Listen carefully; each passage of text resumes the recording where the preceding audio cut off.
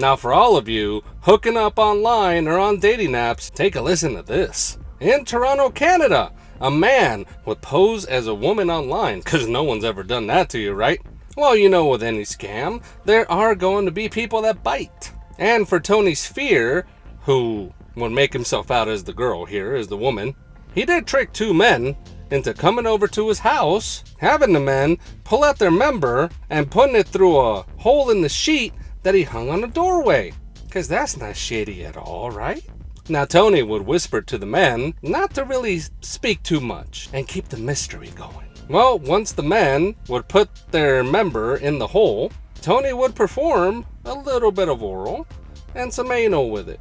But it turns out that only the first man was tricked and the second man did go, but I think his spidey sense went off because he decided to lift the sheet and saw Tony's Sphere right there with a black wig on and obviously not a woman.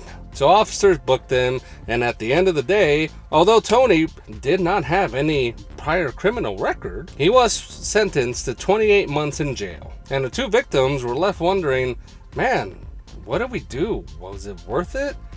They had a little bit of self-doubt and just pretty much 86'd online forever. So again, these two victims were catfish, and unfortunately this does happen on a daily. Maybe not as strange as this, but nonetheless. So hey somebodies, if you've been catfished, even though it may not have been as elaborate as this, let me know the story.